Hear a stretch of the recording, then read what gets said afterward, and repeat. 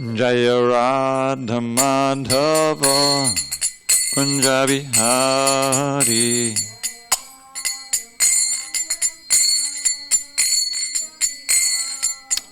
Jaya Radha Madhava Kunja Bihari.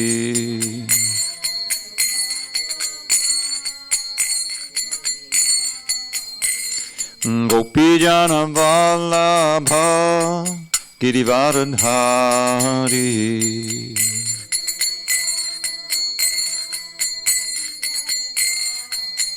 Jai Gopijana Vallabha Girivardhari.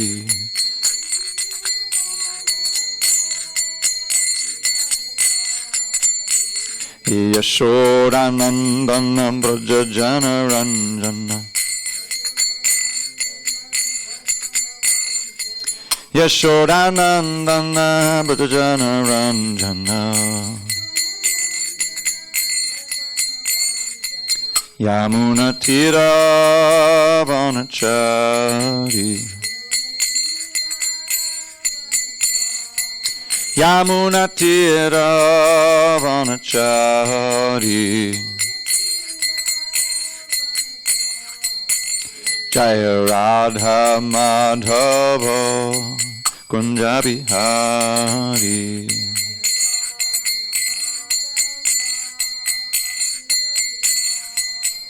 Jaya Radha Madhava Kunja Bihari.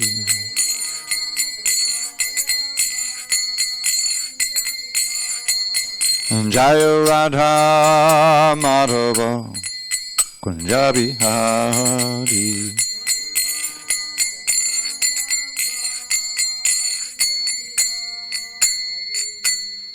Jai Mr. Pad Paramahansa Buddhikacharya. Ashtotar to the Sri Srimad Divine Grace Srila A.C. Bhaktivedanta Swami Prabhupada ki Jai. ISKCON BBT Founder Acharya Srila Prabhupada ki Jai. Jai Om Vishnupad Paramahansa Buddhikacharya. Ashtotar to the Sri Srimad Divine Grace Srila Bhakti Siddhanta Saraswati Thakur ki Jai. Ananda Koti Vaishnavinda ki Jai. Namacharya Srila Haridas Thakur ki Jai. Srimad Bhagavad Gita ki Jai. Samaveda Bhaktivinoda ki Jai. All glories to the assembled devotees. All glories to the assembled devotees. All glories to the assembled devotees. All glory to Shri Guru and Gauranga.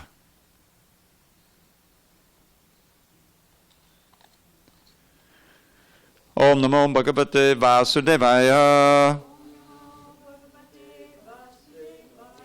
Om Namo Bhagavate Vasudevaya. Om Namo Bhagavate Vasudevaya.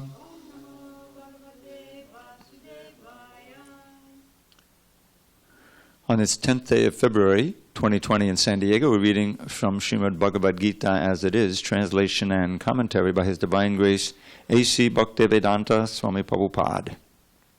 We are still in Chapter 9, entitled The Most Confidential Knowledge. We're on text 30, page 411. 30.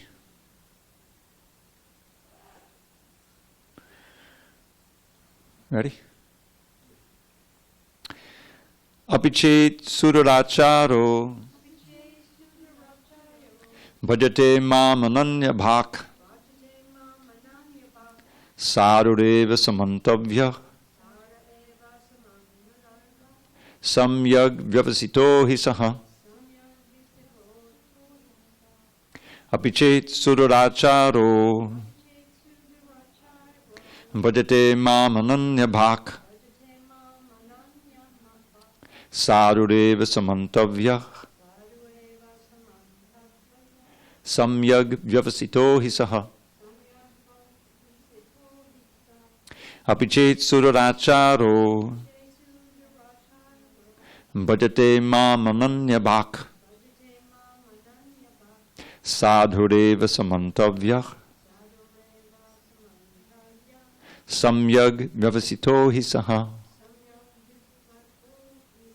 Parashakti.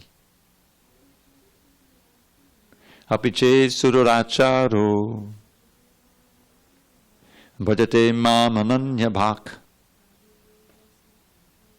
sadhureva samantavya samyag vyavasito hi saha.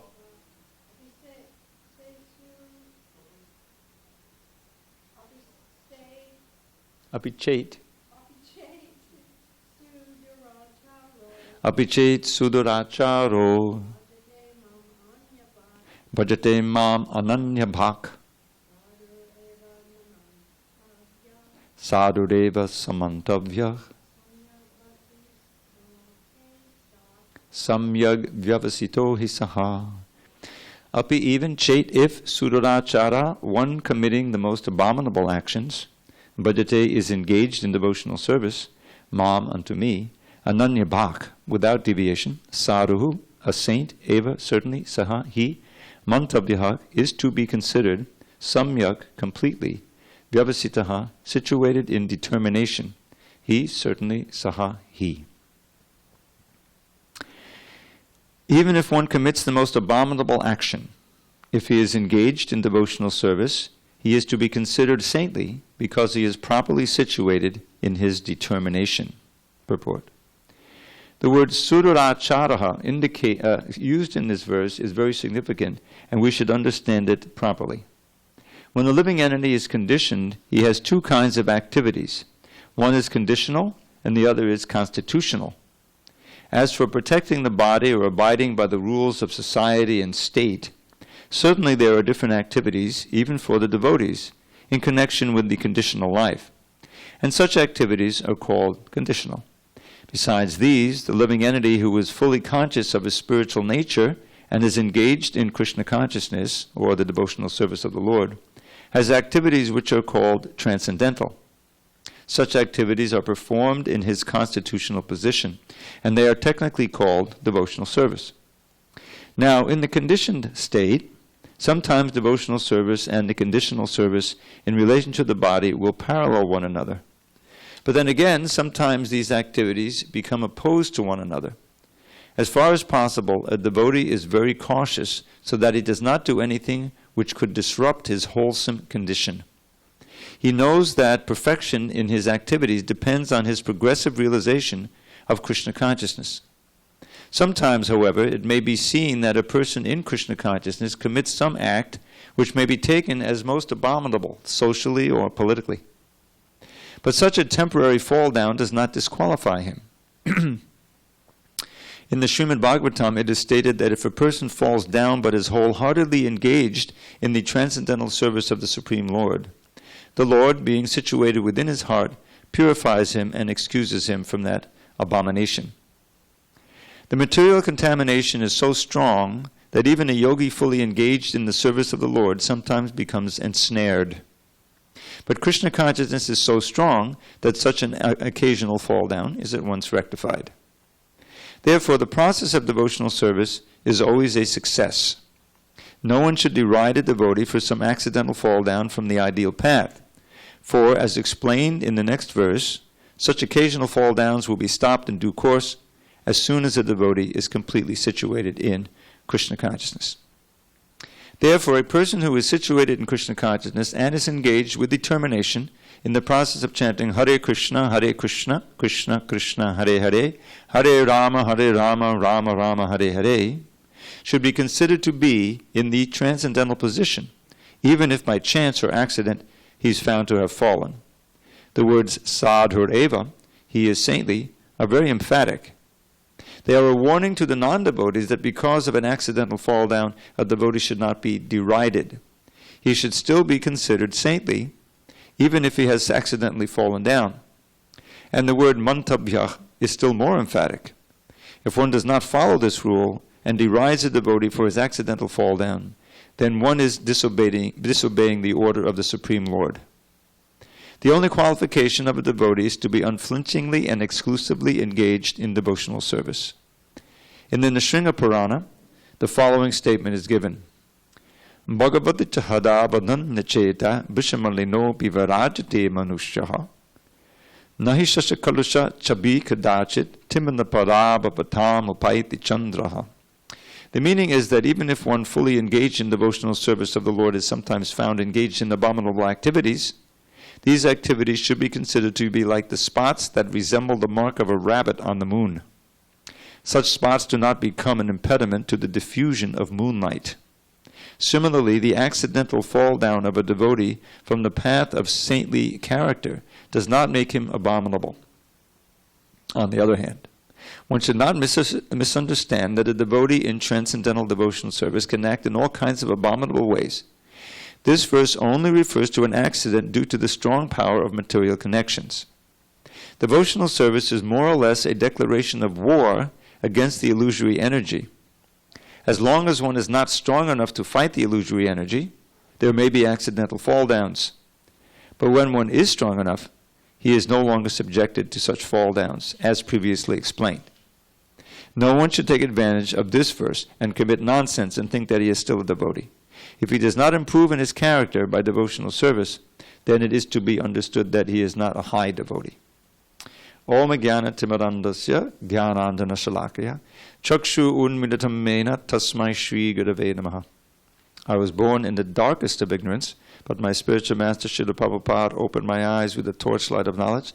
I offer my humble obeisance unto him and all members of Sri Parampara, the disciplic succession.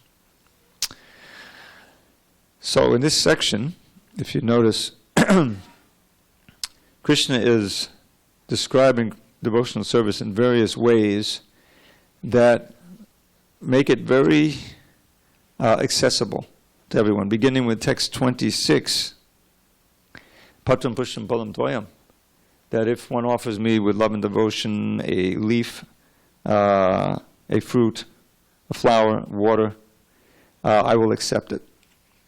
And Prabhupada makes a point in this purport, especially in that first paragraph, which we resurrected, that this is, who would be such a fool not to accept this easy method? He doesn't say you have to be a Brahmin. He doesn't say you have to be born in a Brahmin family, nothing. He says, anyone who offers me these things with love and devotion, I accept them. So that's very accessible. Remember the beginning of the chapter, the famous verse, Raja Vidya Raja Guyam, Pavitramidam Patichavagam Susukam Kartam Abhyam. That this process of devotional service is very happily performed. And part of that happily performed means that it's very easy, is that it's simple, and that it doesn't require any prerequisites, a good birth or training or anything. And then he says that whatever you do, whatever you offer, give away, whatever stories or austerities you perform, do that as an offering to me. Now, what this, on the face of it, what it says is, whatever you happen to be doing, just make an offering to me. But practically speaking, we know that you can't just do nonsense and offer it to Krishna. So this means that you should act in a way that you can logically and with a good heart offer whatever you're doing to Krishna. And this will purify you of all sin-free action. Then Krishna says in text 29 that I'm equal to everybody. He's not prejudiced against anyone. Whoever is a friend, whoever is my devotee, he's a friend to me, and I'm also a friend to him. So again, he's casting the net extremely widely. Nobody is barred. And in the present verse, text 30, he's saying that even if you may perhaps perform the sudurachara, durachara means a sinful activity, sudura means most abominable actions, Prabhupada says. If you're worshipping Krishna undeviatingly, then you should be considered a sadhu. In fact, Prabhupada would use this verse as a definition of a sadhu. He would bhajate mamananya bhak. That's really what it means. That's the essence of what it means to be a sadhu. Worshipping me without deviation. Then there may be some accidental fall down, some deviation, but if you're determined to clear that up and to go beyond it and to get clean, and you continue to worship Krishna, then Krishna will, you could still considered you should still be considered a sadhu. That's what this whole verse and purport are about. And in the next verse he'll say, if you're in that mood, then you'll quickly become righteous and you'll give up any deviation. So this is all of this section here is opening up the floodgates and saying everybody's welcome. This is not an exclusive process or club. It's not like Chapter 6, where there's all these prerequisites. You have to go out in the forest alone, and you have to be completely celibate and everything. No, this is that everyone is eligible, but one has to be serious about it in order to move on a path and come to the point of purity. But no one should deride a devotee who may have some problem, as long as he's sincere. That key word, sincerity. He's definitely trying to become pure and trying to follow very strictly. So, and Prabhupada gives the point here that all of us have to perform activities that are supporting the body, keeping the body and soul together. There's that.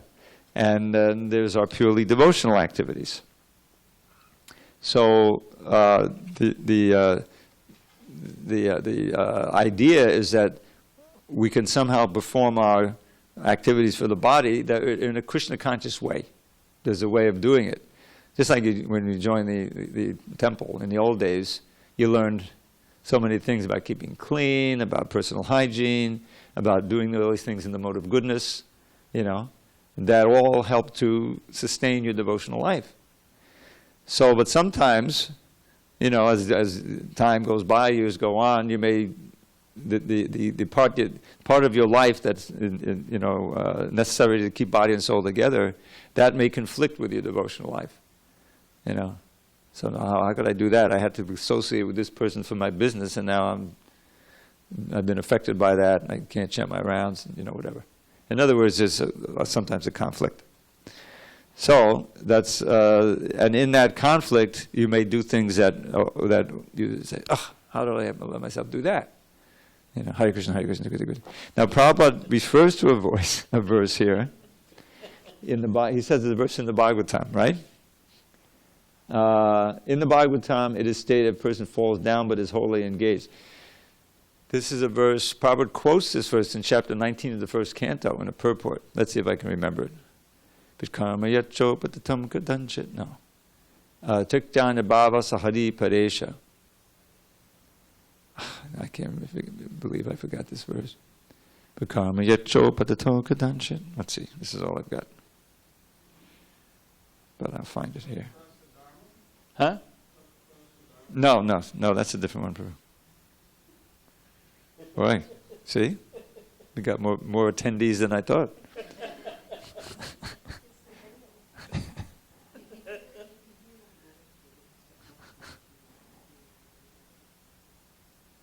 Okay, I got it here. Let's see. Yep, here it is, see? Here it is. Okay. This is the verse Prabhupada's referred to. Sopada Moolam, this is verse. This is 11th canto, 5th chapter, text 42. Swapada Moolam Bhajatak Priyasya Chaktan Bhava Sahari Paresha Vikarma Yachopatitam Kathanchid Dunoti Savam Hrisan Nivishta. One who has given up all other engagements and has taken full shelter at the lotus feet of Hari, the Supreme Lord, is very dear to him. Indeed, if such a surrendered soul accidentally commits some sinful activity, the Supreme Lord, who is seated within everyone's heart, immediately takes away the reaction to such sin. So the caveat, the prerequisite, is that swapada moolam, that he has given up all other engagements, taken full shelter at the lotus feet of the Lord. So we were hearing, when did we hear? Paneshri was talking about Bharat. You remember? Last night. So this is a good example.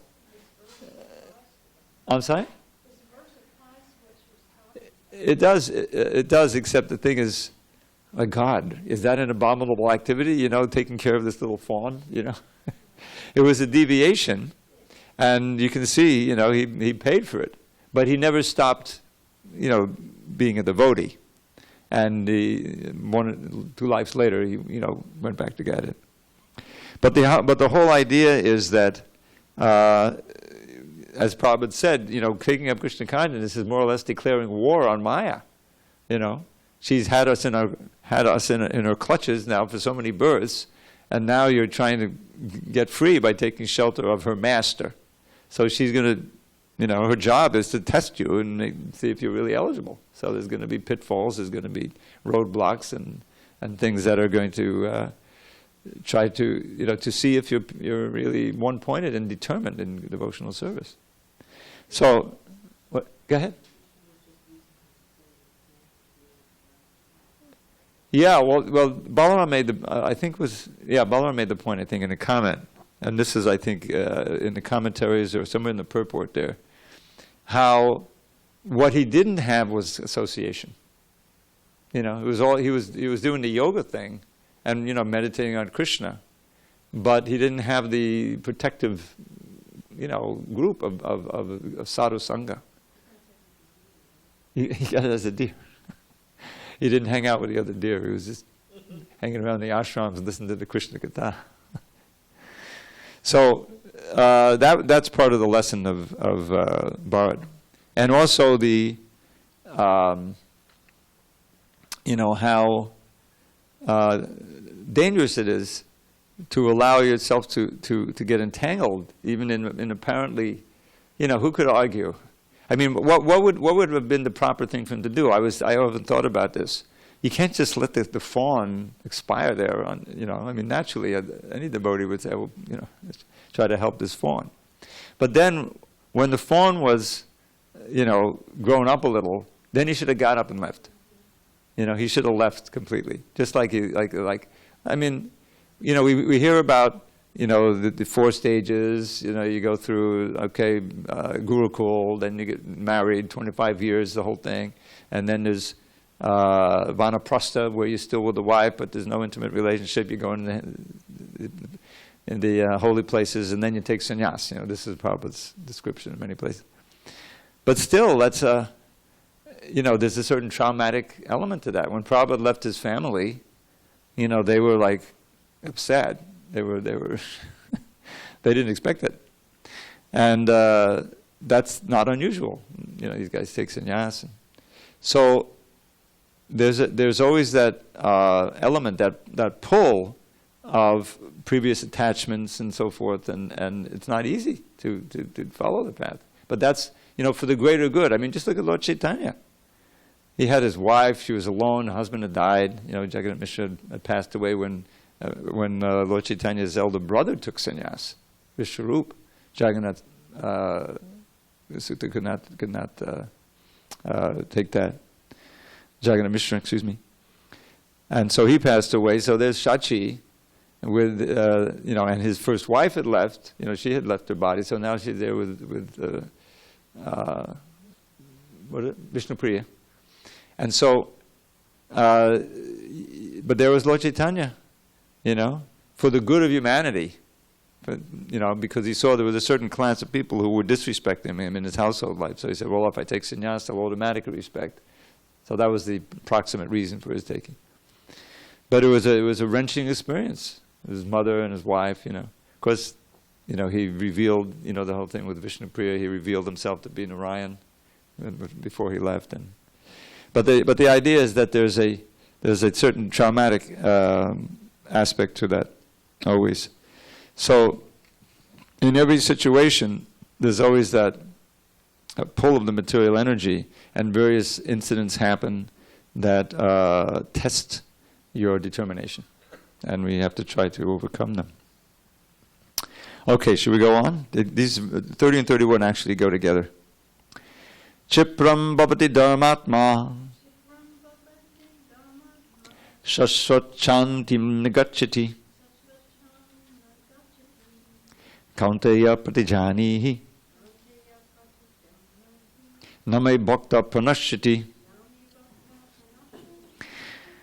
He, who is he? He is the sadhu who has committed an abominable action. He quickly becomes righteous and attains lasting peace. O son of Kunti, declare it boldly that my devotee never perishes. Purport: this should not be misunderstood. In the 7th chapter, the Lord says that one who is engaged in mischievous activities cannot become a devotee of the Lord. One who is not a devotee of the Lord has no good qualifications whatsoever.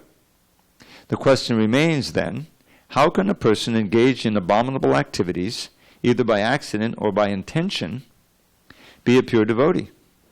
This question may justly be raised.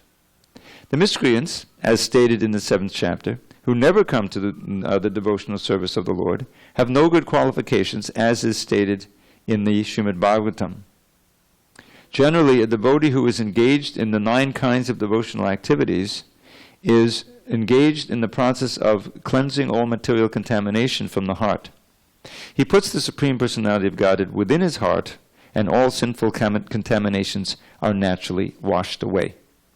Continuous thinking of the Supreme Lord makes him pure by nature. According to the Vedas, there is a certain regulation that if one falls down from his exalted position, he has to undergo certain ritualistic processes to purify himself. But here there is no such condition, because the purifying process is already there in the heart of the devotee due to his remembering the Supreme Personality of Godhead constantly. Therefore, the chanting of Hare Krishna, Krishna Krishna, Hare Hare, Hare Rama, Rama Rama, Hare Hare, should be continued without stoppage. This will protect the devotee from all accidental fall downs. He will thus remain perpetually free from all material contaminations. So there it is. Chipram bhavati dharmatma shasha chantim nagachati. So he quickly becomes righteous, dharmatma, and attains lasting peace. Shashvat means eternal peace, goes back to Godhead. And then this whole idea of Krishna telling Arjuna to declare it. He doesn't say, I declare it. Arjuna, you declare it. Why? Because it's known that Krishna will very carefully fulfill the promise of his devotee, whereas he himself, he may break his word. Sometimes, like he broke it, he promised not to fight, but he fought on the battlefield for his friend Arjuna. So what does that mean, that the devotee will never perish? Well, nobody perishes. The soul is eternal anyway, right? But what this means here is that although we may experience so many reverses, if we remain faithful to Krishna, that will come out successful. The body is going to fall one day anyway. That's not what he's talking about here. He's saying that the soul will never be condemned if he is truly sincere. They may go through so many difficulties in their devotional service, but as long as that faithfulness to Krishna is there, then in the end we'll be on the safe side. I've seen so many, lately it hasn't happened so much, but for a while there, I was every year or so, for sure, I was called to be at some devotee's bedside as they're passing away to chant, And I was always, amazed. I would watch and I would see.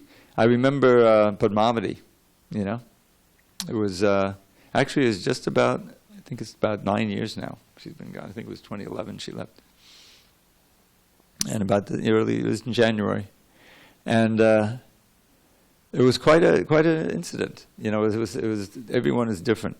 She had her daughter and I think 2 sons who flew in. I think her 3 children were all there. So Vijendananda Prabhu was in town. It was Ekadashi, and which was auspicious. And she called me. She said, I think this is it. I'm having trouble breathing. She had this COPD. Everyone knows what that is. So I drove down to the hospital, and who was there? Brajabadu and Ladli were there already, chanting in the room. She was hooked up and lying, everything, breathing machine.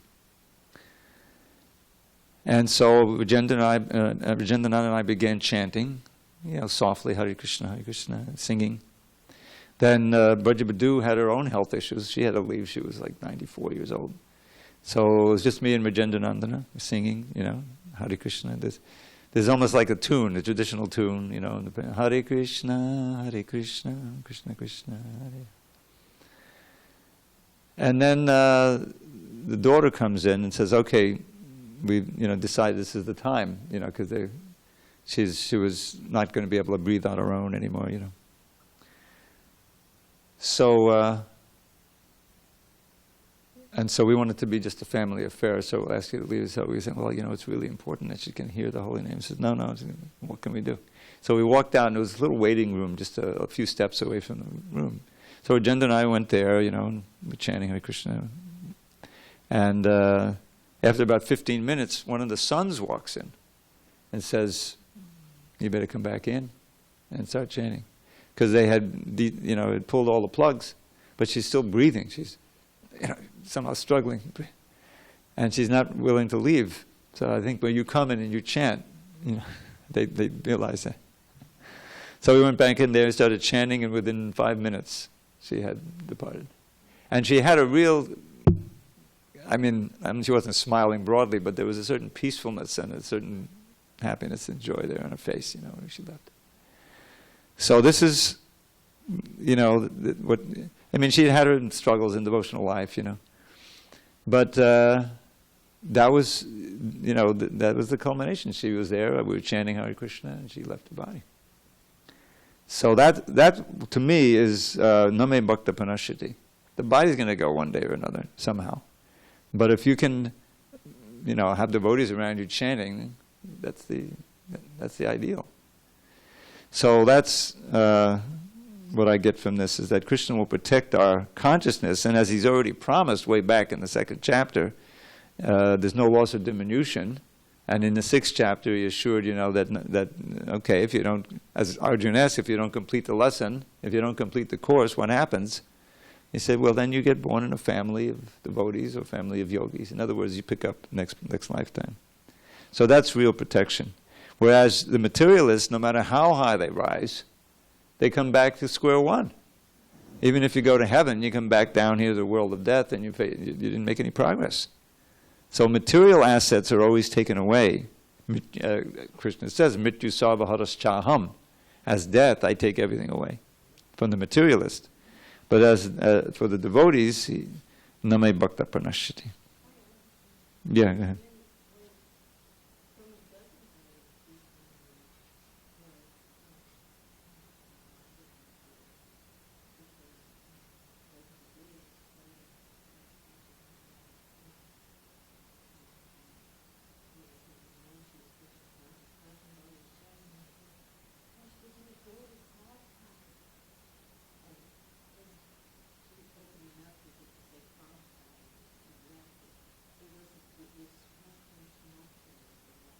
Yeah.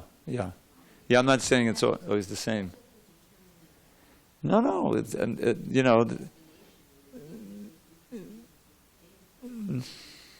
that's out of our hands. The question is, what is the actual most prominent thought in your mind at the time?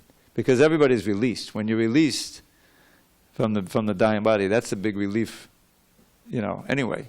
And if you are thinking of Krishna, and then you go back to Godhead. No.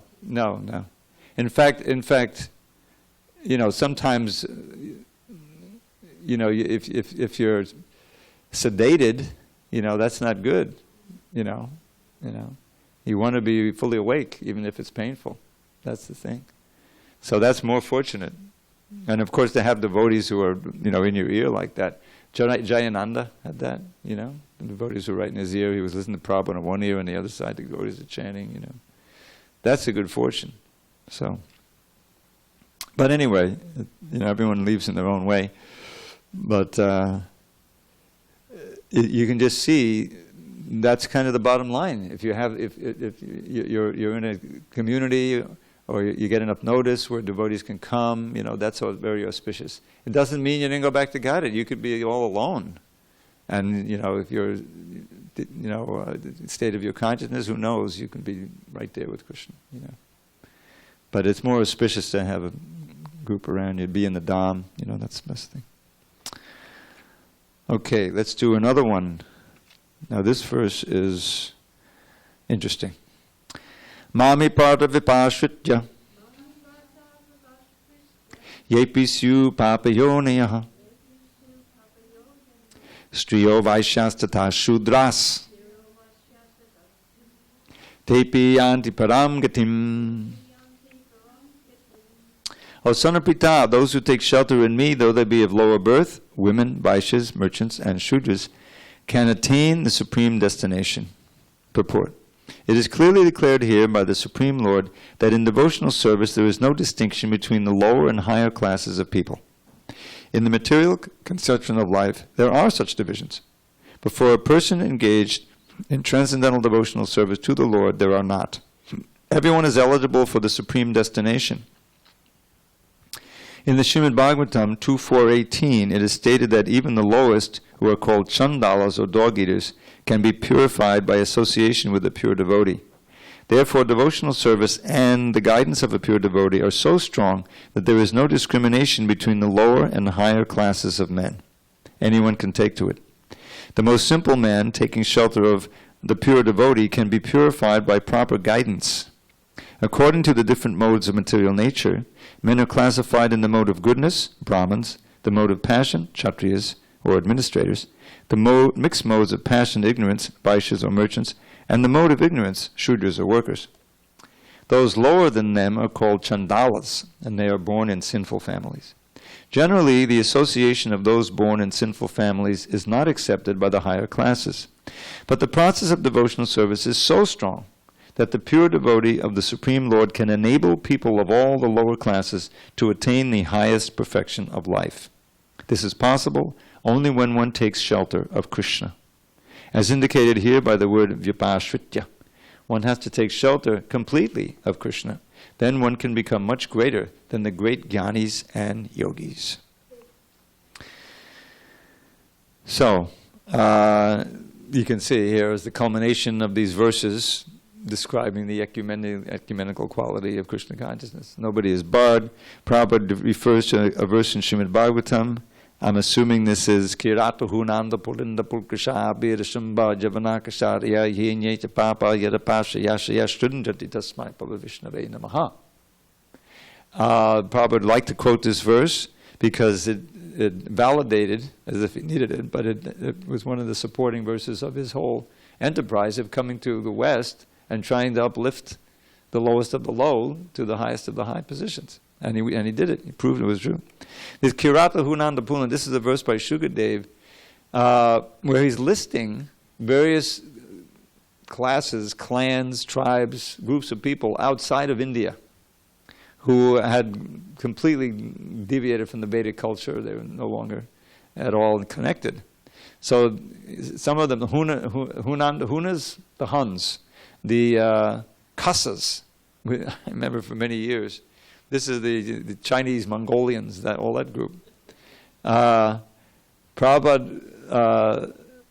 when we were putting out the Vyasa Puja book, for a long time, Tamal pioneered in China. Tamal Krishna went to China. He didn't go as a devotee chanting in the street. He went in a suit. I don't know what ruse he used, to get in there and gradually, inject Krishna. But it was very much verboten for years. And so when they would write these Vyasa Puja offerings, we'd get the Vyasa Puja offering from this center or that center from China, but we couldn't put China. You had to put Kasha Desh, the land of the Kasas, Khasa. So that went on for years, and then things loosened up a little bit, and they said, okay, you can have an offering from China. And so we put the China. It was like a collective offering. There was 1 year like that. Then things tightened up again, and we had to be. But there's devotees all over China. I mean, because Prabhupada had full faith in the power of the holy name to purify, and it proved to be true.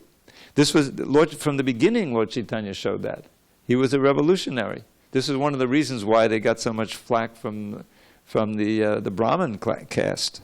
They were the ones who complained to the Kazi about the chanting and how Lord Chaitanya was making the outcasts into Brahmins, and that went on later on with Bhaktisiddhanta, because they had a certain a brand. They were born in Brahmin families, therefore they could do all the sacrifices, and they would get fed everywhere. And in other words, it was very valuable to be a Brahmin. but they really weren't qualified as Brahmins. They didn't have the qualities as Krishna describes here. You know, simple living, tolerance, cleanliness, and religiousness, and all these different things. So Lord Chaitanya just broke that apart, and that was very revolutionary. It's civil disobedience. He exalted, Haridas Thakur, who was born in a Muslim family. Rupa and Sanatan were considered fallen. They worked for the Muslims. So it's very much a revolutionary movement. And Prabhupada brought that revolution to the West. And this verse, exactly, he proved it was true. That even those apapayonis, those who were born in sinful families had no good qualities if they take up the chanting of the holy name. They don't even have to follow the 4 regs at the beginning. Just begin chanting. That is so purifying that you get spiritual strength to be able to follow and be able to come all the way to the standard of Brahmins and sannyas. And that, Prabhupada proved it. It also, the history of the movement also showed how it's also possible to fall back because of the atmosphere and back into our old ways. So that's also there. But you never lose whatever you get in Krishna consciousness. It's always there. So now one note on this, I must explain this verse. The translation here that's given is not really exactly accurate to what Prabhupada originally gave. This is a fact. This translation was brought in from another version of the Bhagavad Gita. Harekrishna would do that sometimes. And what do we have here? Their lower birth, women, Vaishyas, and Shudras. Well, okay, let's just look at the Vaishyas.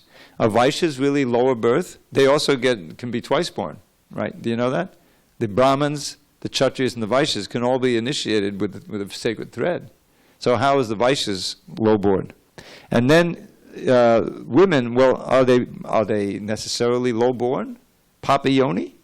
What about Kunti? What about Gandhari? What about, Draupadi, all these great, wonderful, amazing devotees. So there is we're working on this one, because Prabhupada did not write this. He had a different version. I can explain it some other time. Whether it should be four classes here: the Papayonas, the Striyas, the Vaishyas, and the Shudras, or whether the Striyas, Vaishyas, and Shudras all belong to the Papayoni, which they do now, according to this. So I'm just letting you know that that's under discussion, and it may be fixed after all these years. Because the bottom line is, again, this is not exactly what Prabhupada wrote. He had these different classes here, and part of the sentence in the purport was also taken out, in which he describes how he doesn't lump the women in exactly with the lower birth. So there it is. I hope I didn't create a disturbance. I know that our little group here is not going to be a big deal, but it could go out on the internet. It could go viral. All right. Why don't we can almost finish this chapter. There's only 2 more verses. Should we do it? And start fresh tomorrow. Chapter 10. Kim puna brahmana punya bhakta raja shayastata anityam asukham lokam imam prapya bhajasvamam. How much more this is so? So what is so? They can attain me if they take shelter of me. How much more this is so of the righteous Brahmins, the devotees, and the saintly kings. Therefore, having come to this temporary miserable world, engage in loving service unto me. That line alone, can stand on its own. Anityam asukam lokam imam prapya vijassamam. This is a call to every human being. Having come to this miserable world, asukam, where there's no happiness and it's temporary, vijassamam, worship me. Purport: in this material world, there are classifications of people. But, after all, this world is not a happy place for anyone. It is clearly stated here, anityam asukam lokam. This world is temporary and full of miseries, not habitable for any sane gentleman. The world is declared by the Supreme Personality of Godhead to be temporary and full of miseries. That recalls chapter 8, Dukkali and Mashashratam. Some philosophers, especially Mayavadi philosophers, say that this world is false. But we can understand from Bhagavad Gita that the world is not false, it is temporary. There is a difference between temporary and false. This world is temporary, but there's another world which is eternal. This world is miserable, but the other world is eternal and blissful. Arjuna was born in a saintly royal family. To him also the Lord says, "Take to my devotional service and come quickly back to Godhead, back home." No one should remain in this temporary world, full as it is with miseries. Everyone should attach himself to the bosom of the Supreme Personality of Godhead so that he can be eternally happy. The devotional service of the Supreme Lord is the only process by which all problems of all classes of men can be solved. Everyone should therefore take to Krishna consciousness and make his life perfect. This is the uniqueness of Prabhupada's books. You're reading along, and every so often he just, comes to the conclusion. That's all you need to read, all you need to know. So Kim Puna, this is a little idiom here, how much more this is so of the Brahmins and the pious Brahmins. In other words, if it's true for the fallen, the Papayonis and the women Vaishya Sudras, then what to speak of the Brahmins, who are pious, real Brahmins, righteous, and the righteous kings, Rajarshis. So that's what Arjuna is. Arjuna is, a saintly Kshatriya. So there's no question, having come to this temporary miserable world, engage in loving service unto me. So this is, this simple instruction over and over again. The whole Bhagavad Gita is distilled practically in that one line, And then don't waste time. This world is obviously not a place of any lasting happiness. It's just a mirage. It's a phantasmagoria. The idea that somehow we can be happy in this world. As you get older, and you're getting older. I can see some white hairs there. He's also getting older. You can see that. Okay, I can remember just in our own lives. You can remember as a young person, and all his hopes for happiness, and before, and what happened to it. Even if you were successful in all your plans as a young male or female, where would they be now? After all these years, it's just a memory. Sometimes you're happy that things are way in the past, all those difficult experiences, but then there's those things that were so-called pleasant, but good or bad, it's all gone. It just goes. It's just like a dream. It really is like a dream. I can recall how worked up I was back in the 60s, the war, and my position and meeting with others, thousands going to Washington, trying to save the world, What could be more important than that, But time went on, the war ended, and my life went on. Eventually I came to Krishna consciousness, thank God, thank lucky stars. I just appreciate, the Gita Sukriti, whatever. So, what is actually real, what is actually important, what is significant, and what is just the display of Maya that is trying to attract you. That's where discriminating knowledge comes in. That's why it's so important to hear these words regularly, because Maya is so strong and we're so habituated that we can easily just be swept away into the temporary and get completely drawn up in it. So that's what Krishna is, he's bringing it all back home now in this last verse. It just winds it all up, and that's basically all you need. Manmana bhavamad bhakto. We'll come to it in a couple of minutes. Or maybe we don't have... Well, okay, I'll tell you what. We'll read this next verse, and then we'll also do it tomorrow again, because it's such an important verse. So now he winds it all up with this verse, which is repeated in the 18th chapter at the final conclusion, that show you how important it is. Manmana bhavamad bhakto madhyajim nam namaskuru mame vaishyasi suyukbhaivam. Let's try it again. Mame vaishyasi yukbhaivam atmanam matparayanaha Engage your mind always in thinking of me. Become my devotee. Offer obeisances to me and worship me.